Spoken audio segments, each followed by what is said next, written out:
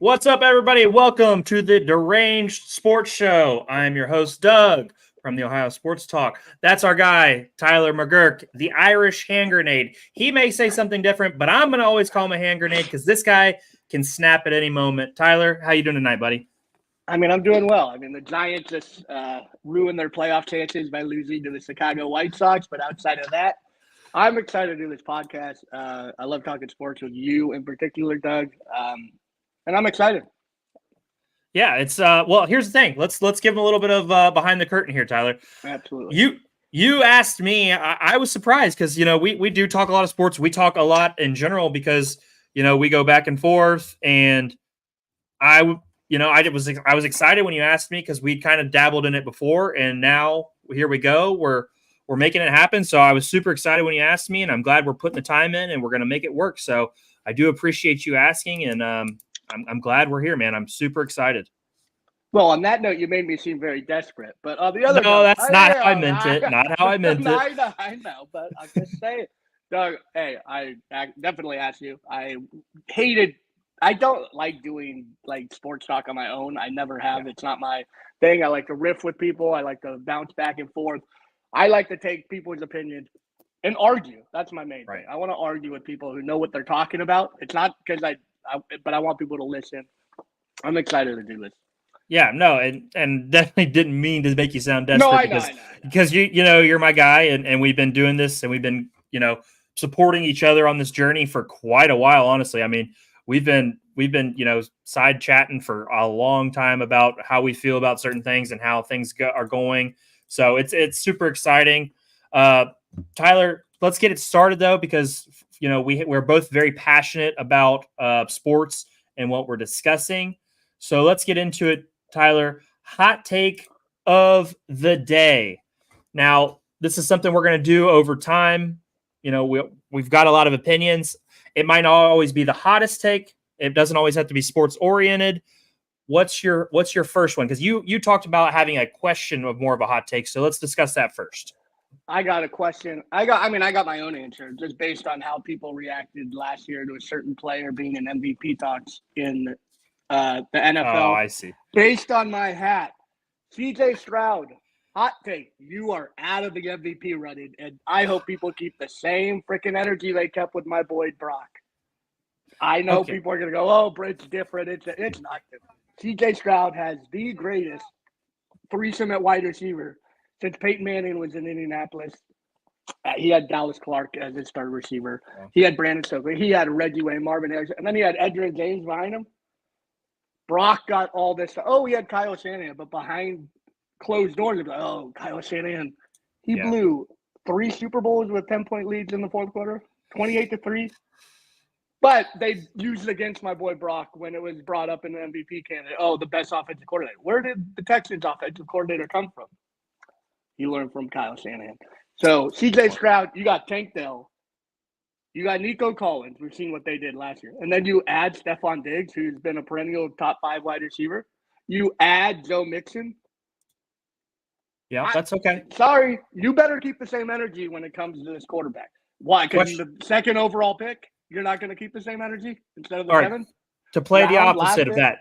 Absolutely. Do it. What if you weren't against Purdy being in the discussion? Does that are you talking more about national pundits? Or are you talking more about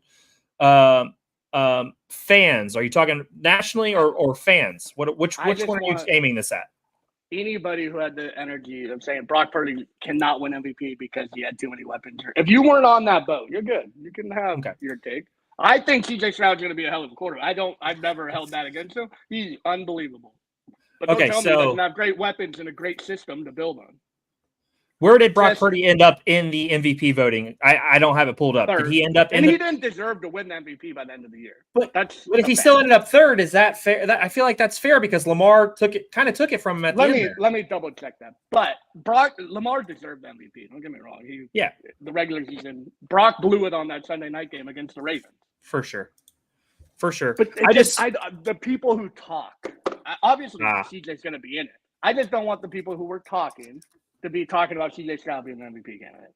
That's fair. Take. More than my real, obviously I had Brock winning the MVP till that Ravens game. And CJ Stroud could win it, but he better earn it, and he better be leaps and bounds above the second place guy. It actually looks like he didn't finish in the top 5. And all right, thank you. And that is kind of a problem. I think he finished 5th, and McCaffrey finished, he looks like he finished 4th, and McCaffrey finished 3rd. Now, is that crazy to you? I know you're a pretty guy, but is that crazy for you? Because I feel like Christian McCaffrey does so much in the pass game. He does so much in the run game. Is that crazy for him to be 3rd and Brock be 4th? Is that wild? Well, 5th. Is it crazy? Or, you know what I mean, though.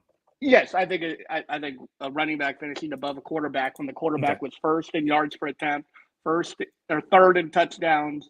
Yeah, I think like you look at Brock's numbers, it is a little crazy. It's definitely disrespectful. That's never happened to a running back before that. Like you look at Adrian Peterson's MVP season, it wasn't a great quarterbacking. Who was his quarterback then? Was it Favre that year? Was it Favre that year? Favre might have had a good year, but it wasn't the same. I don't remember. I just know the AP was insane that year. Yeah, he rushed for 2,000 yards. He came off an ACL. Like yes, I think it is. I think Brock Purdy got disrespected. I would have Brock Purdy was definitely more valuable, in my opinion, than CMC. The Niners won 13 games with I think that's the difference, though. Time out. The Niners won games with Elijah Mitchell. Well, I guess they did it with Jimmy Garoppolo, so you can say that too. Go ahead. No, because the perspective outside of, I would assume, 49ers fans and what we see game-wise is I just see a lot of relying on Christian McCaffrey. And I don't think that's an issue, but, the guy, what are we missing as outside of 49er land? What are we missing? Because to me, every time Christian McCaffrey steps on the field, I think he's the best player on the field. I mean, he led the league in rushing. He had 1460 rushing. I mean, that's pretty nuts. 14 TDs. How did he in the passing game? He had 67 catches for 564, 7 more TDs. He ended up with 21 touchdowns last year. That's a lot of work. That's a lot. I feel like while I do think Brock Purdy was disrespected in the conversation, I do think Christian McCaffrey is.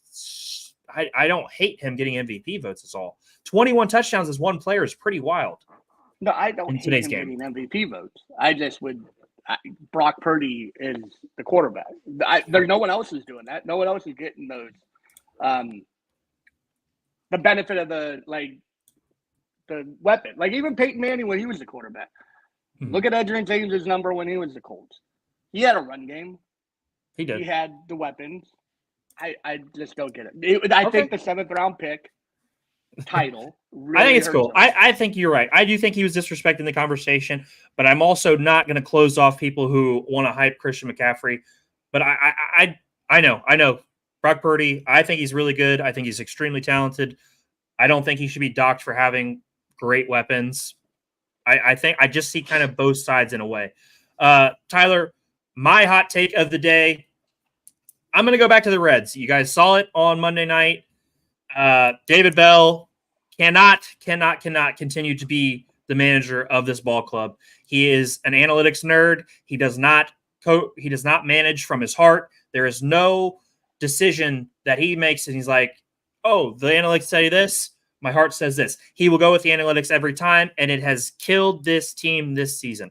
Has he gotten in a lot of help from the front office? No, but the front office is his biggest supporter. So at the same time, they're a package deal. I hate Nick Kroll. I hate David Bell. I'm so sick and tired of watching the Reds win 3 games, and all of a sudden, the next week, they can't hit the fucking ball to save their life, Tyler. It is the most inconsistent baseball I've ever seen. It's that stupid hover around 500. No. The way that they got destroyed by Kansas City was embarrassing. 28 runs for Kansas City in 3 games. You got to be fucking kidding me. Insane. 3 runs for the Reds. So I'm going to piggyback off of Monday night. David Bell is atrocious as a manager. The Reds need a new voice. They are not going to be good enough to compete and win in the NL until another person is managing the team. Any thoughts on David Bell? Because I know you liked him as a player more because you don't have the same experience as a coach. he scored the winning run to send the I Giants remember. to the World Series against the St. Louis Cardinals. I'll never forget it. Slot Kenny Lofton base hit the right field. David Bell scores. I get your point on this. I see you wholeheartedly. We had Gabe Kapler the last 2 years. This analytics thing has gone way too fucking far. It's bad when you have a manager who has no balls and they just have to look at a sheet and go, "That's the move we're making." The piece of paper says it. It's annoying. It's like, come on, go against the grain. Like, this guy hasn't pitched well. I don't care if he pitched well 3 years ago against this guy. What are we doing here? I'm with you wholeheartedly on this. The analytics it's a rough watch at times. Gabe Kapler, I was so happy to see go. But it seems like the Giants still have the same problems. But do you think, Tyler, before we get off of this, do you think baseball was worse before when managers, played with their heart? Or do you think, because there had to be a study or something done that said analytics is the right way to go. I'm sure it plays out more than it doesn't, but it's just so frustrating to see it not work, like not going by the numbers. As a Reds fan, as much as we go by the numbers, it doesn't seem to help us win baseball games. It's confusing. Baseball hasn't gotten better. That's for damn sure. I think it starts in Little League. These pitch counts, not that you should be throwing kids' arms out at 12 years old and being like irresponsible as a coach. But the whole you have Paul Skeens throwing a no-hitter in the 6th inning at 90 pitches. Like, he's getting taken out. Like, it's crazy. The whole building. He was throwing 120 pitches at LSU his senior year or his junior, whatever year he was. His last year at LSU. Yeah. Dude's a freak. They have to do something. Like, I don't know how they do it, though, because I think agents have a lot to do with this, being like, we want to get our pitcher paid. We can prove he didn't throw that many pitches, and that helps him be like, oh, his shoulder will stay intact longer. It's a bunch of bullshit. But I think that's what's ruined baseball more than anything. And that's fair. And I think, you're onto something there. Quick shout out to Darren. It's worse now because you knew the starting 9 for every team 20 years ago. Very fair. There is a lot of overuse of the bullpen when you don't necessarily need it. And I agree with that completely. Thanks, Darren, for tuning in and supporting us. Go ahead, Tyler. Darren, thanks your Oakland A's for starting this fad. That scene with Billy him, with Billy Bean. There's rich teams, there's poor teams, there's 20 feet of shit, and then there's us. I posted that because of the Reds the other night, and that scene gets me every time. Tyler, let's transition though. Let's talk about our top 5 quarterbacks. We are 10 days away from NFL football. The best time of year, Tyler. I know you're pumped. You've got a Super Bowl contending team. You've got a solid quarterback. You've got one of the best running backs in the league. You've got a lot of weapons all over the field. You've got a great defense. But I want to talk about the top 5 quarterbacks. I want us to start at 5 and work our way to 1. What are your thoughts? At 5, it was too hard to decipher. I have Stafford/Herbert at 5. Their uniqueness in being able to get rid of the ball in awkward situations. Herbert being a little more athletic, Stafford being able to throw from all different angles. Stafford winning that Super Bowl. In last year, what Stafford did was unbelievable. I thought they had no chance of winning 6 games last year. And the Rams were a legit playoff team and the team I didn't want to face in the playoffs. Luckily, the Lions beat them, a game they probably shouldn't have won. But, yeah, I have Stafford /Herbert. So what have you seen from Herbert that is that you're willing to put him in your top 5? I know he's extremely talented. He is extremely talented. But are you blaming the coaching staff for their downfall? Is that what it is? 90. I mean, most of it, yeah. Absolutely. So did you watch Brandon Allen call plays? Did you go for it on 4th and 6 on their own 20? Like, Staley was bad. He was super bad. I know you're an Ohio State fan. You don't want to give Jim Harbaugh any credit for anything he does. Not a fucking part of it. I understand that. I'm a Niners fan. I watched Jim Harbaugh come in and make Alex Smith a legit NFL quarterback. He went to Andy Reid again, and he took another step. When Herbert is paired with a good coach, some weapon. The weapons did get worse. Losing Mike Williams, seen it out. They don't not have receivers. It's going to hurt. I think Ladd McConkey is a good receiver. I like him in the slot. Big numbers. But I believe in Jim Harbaugh. I believe he'll develop Herbert into a winning quarterback. His numbers are going to go down. Yeah. But I think his winning will go up, and that will give people a lot of respect, as it should. Okay, if you had to start a team today, would you take Herbert or would you take Stroud? And then we'll move on. Oh, I'd take Herbert. Okay, that's interesting. My number 5 quarterback is C.J. Stroud. I'm on the wagon. He is. I know he's an Ohio State guy. I'm trying to separate that bias, but I do think he is incredibly talented. So I'm going to put him at 5. Who's your number 4? I have Lamar Jackson, MVP, Okay. 2-time MVP at this point. Yeah, there's a lot that leaves to be desired about Lamar. Yep. I don't trust him in certain situations, but when things are going right, he's just absolutely unstoppable. Yeah. So I have Lamar at number 4. I actually have Lamar at number 4 too. His talent is incredible, but he has not shown the ability to make the big throw in the big moment. He did have a really good second half against Kansas City, but it just wasn't enough. The first half wasn't good enough to help them win that game. So Lamar is my number 4 also. Tyler, so your number 3. Who do you have at 3? Who do you have at 3? I have Joe Burrow at 3. We got the same top 3 then. I'll go Josh Allen at 3 just to create, just because. I mean, either way, they both have their. I got Burrow at 3. I can't really defend it. Burrow's inability to stay healthy. There it is. That's the difference. Number 3, and he's had once again the Brock Purdy argument. Great weapon. Like, he's had everything where Josh Allen has it. He had Stephon Diggs, but outside of that, like Gabe Davis, he's never had a run game outside of himself. So, like, that's where I'd give Josh Allen the edge over Burrow. I think that's fair. Burrow is very, very good.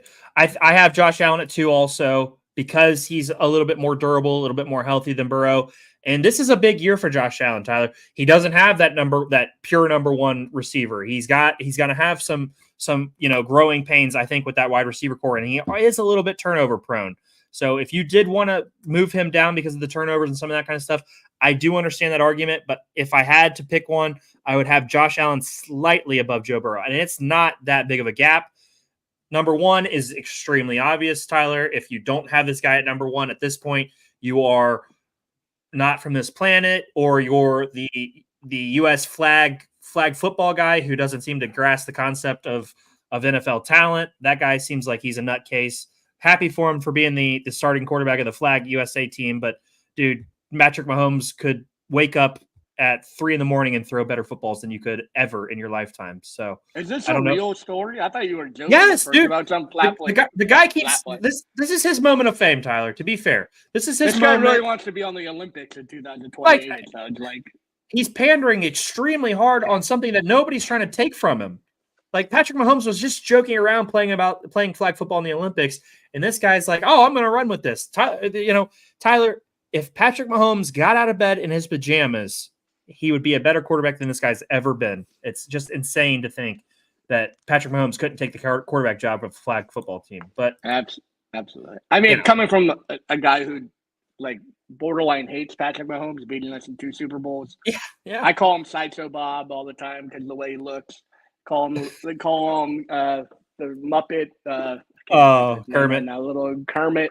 Yeah. And I'm not a big fan. His brother bugs me. Oh, his brother's his brother is a real piece of shit. He's on the football field. There's nobody else. You're like, please, anybody else. He's going to get a first down whenever he needs it. And the Niners actually have done a good job against him. You guys have. But he still finds a way at the end. He's got that level of greatness, that's for sure. Tyler, let's transition though. You brought this one up. Let's talk wide receiver holdouts.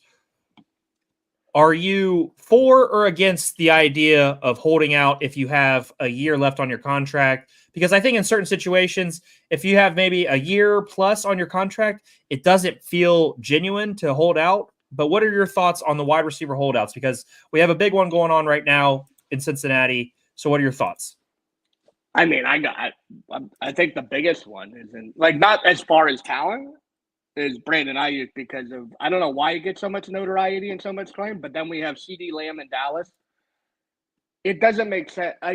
It's perplexing why they're.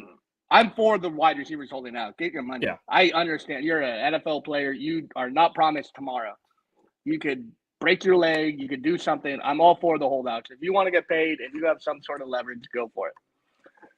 But why is it one position that is there just so many good ones? Because I don't see that. I don't see all these guys who are CeeDee Lamb replacements or Jamar Chase replacement. Ayuk is the worst of the three. Yeah. And I think that's pretty easy to say. I just don't understand why there's so many guys at one position. Like T. Higgins even before that. Yeah, he's playing now, but he's not happy. He's going to leave Cincinnati at some point. I think T. Higgins could be a 1, but he's not a Jamar Chase. I think he's a bad team 1.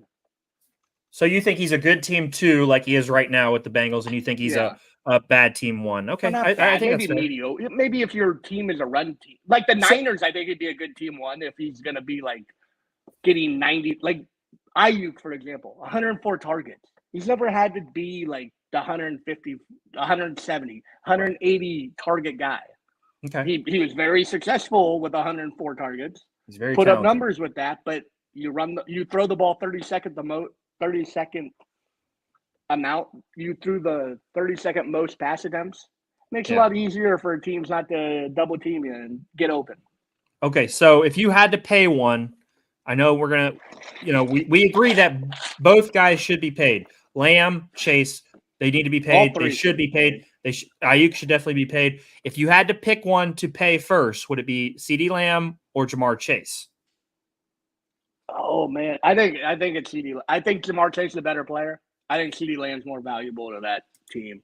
So you're okay. So let's take that team part away from it. If you're, let's say, if Chase you're if you're the Jaguars and you have an opportunity to sign CeeDee Lamb or Jamar Chase, who are you signing? I'm taking Chase over Jay Jetta. I think Chase is the best. Over Jay Jettas too in the whole NFL. Okay. Well, Tyreek Hill is the best playmaker in the whole NFL. So but as far as pure receiver, I'm taking Chase.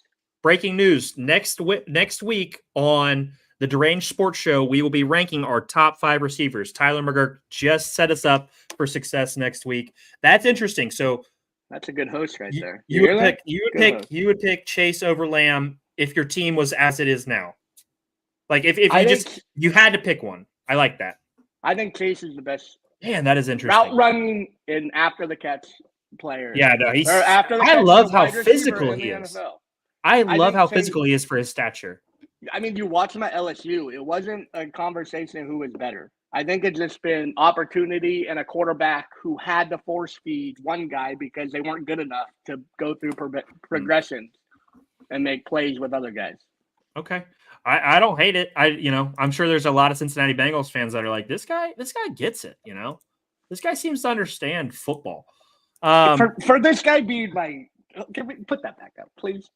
What? Oh, this guy? No, this one right there. All right, I got you. Yeah, we heard that ridiculous comment. There's a lot of negative comments in here. Tyler is dying on the hurt. It's a lot of Tyler. It's a lot of Tyler railing against you. Yeah, it's a lot.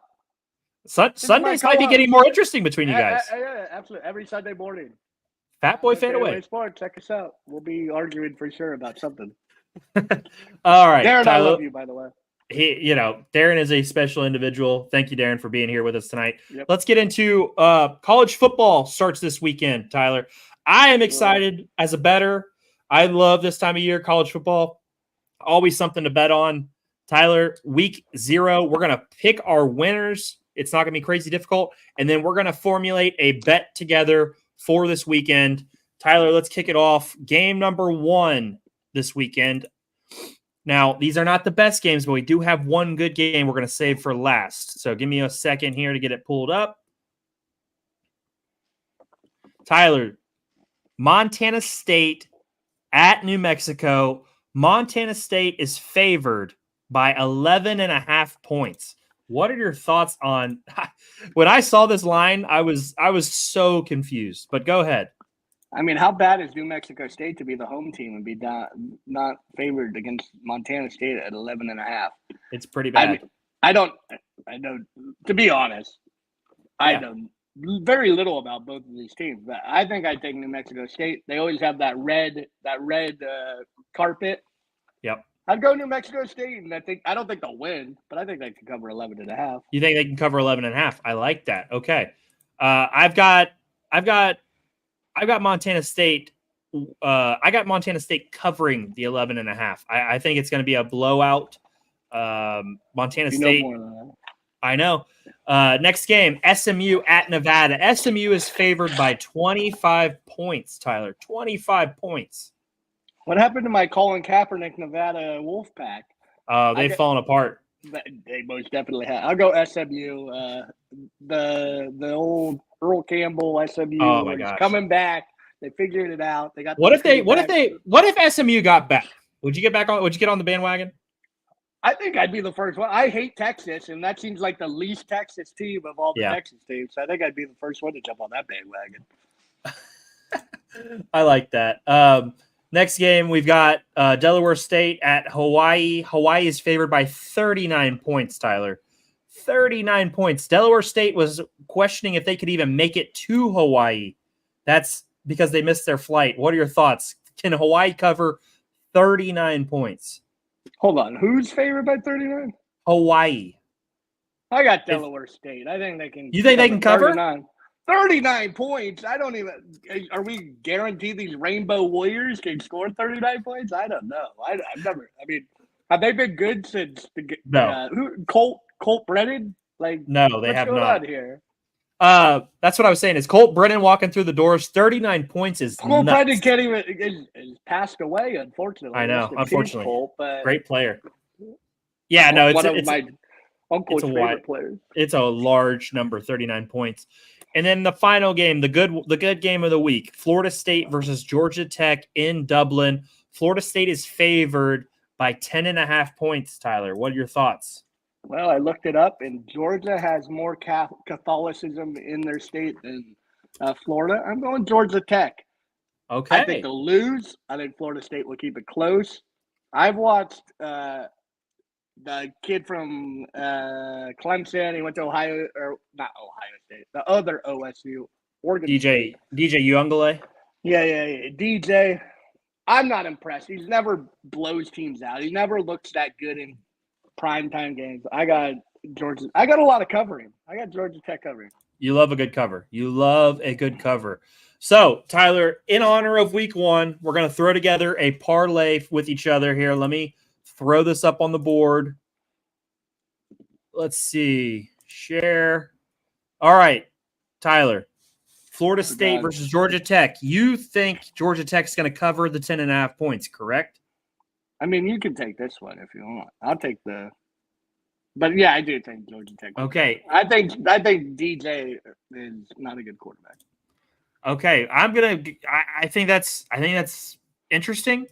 I'm gonna go with you on this. Sounds like 10.5 points. You know, I think Florida State has a chance to win the ACC this year.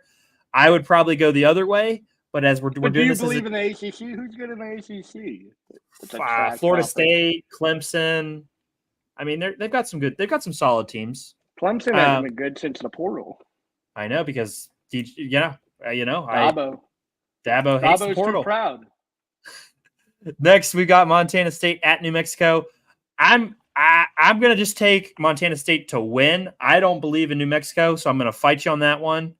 I'm gonna go Montana State to win. SMU versus Nevada. Is that a pick'em? No, it's minus 11.5. No, Montana State's minus 450. Okay. This is where SMU versus Nevada. We've got SMU covering the 25.5 points. Yeah, give me the Methodist. I love that. And then the final game, Hawaii versus Delaware State. Can Hawaii win by 38.5? That is such an absurd line. How bad is Delaware? Bring back Joe Flacco to coach your offense. We're taking Delaware State to cover. Whatever. I'll let you decide that one. I have no idea. I don't want to be the reason. Actually, we're gonna take the over the points. and save ourselves from having to answer that question. I like that. What's the points at? The points is 57.5. If they're supposed to cover 38.5, they're gonna have to score a shit ton of points. Yeah, I take the over. All right, they're scoring 60. And then we're gonna wager $10 on this one. It's plus 762, Tyler. Perfect. We're gonna wager 10. Let's hammer it home. There's our wager. Hey, anybody listening right now, that's easy $700, right? Or $10, $70. $70. Easy $70 right there. So there you go, Tyler. That's our first bet together this year. We're going to do all kinds of fun stuff like that. We've got 59 live viewers. Thank you for checking out the show. We appreciate it. Check out our YouTube channel, the Deranged Sports Show on YouTube. We'll have all of our videos and stuff over there. Also, we are starting a TikTok, Tyler. That'll be fun. Absolutely. We'll have a couple clips from this show on there. New venture for us, man. I'm excited. Me too. I can't wait. I mean, the more time you give us, the better it will get. For sure. Deranged. It's going to get even wilder. This was a little milder. Yeah, this was it was a launching. When the fights happen, they're going to come. Also, quick shout out the guys over at Team Pots. No, I'm just that other sports show. Yeah, they're but great guys. Quick shout out to the guys over at 7th Inning Stretch, Darren. Those guys, been doing a lot of interacting with those guys. Thank you for supporting us tonight, especially Darren. He's been great. And like Tyler said, we're only going to get better as this show goes along. We've got a lot coming for you guys. We've got Tyler going. We got the McGurk Minute is going to become a thing. The Doug's Daily Bets are already a thing. We're going to be doing all kinds of fun stuff. So keep checking out the Deranged Sports Show. We'll be back next week live. Tyler, go ahead. And if you have if you're playing fantasy football, which every sports podcaster listener does, we will have the fantasy stud of the week. Non-quarterback will score you 20+ points. And hey, that's going to be a fun segment too. Getting that wide receiver running back who's getting you 20+ points. For sure. So I'm your host, Doug. That's our co-host, Tyler McGurk, the Irish hand grenade. Boom. This has been the Deranged Sports Show, and we will see you guys next week live.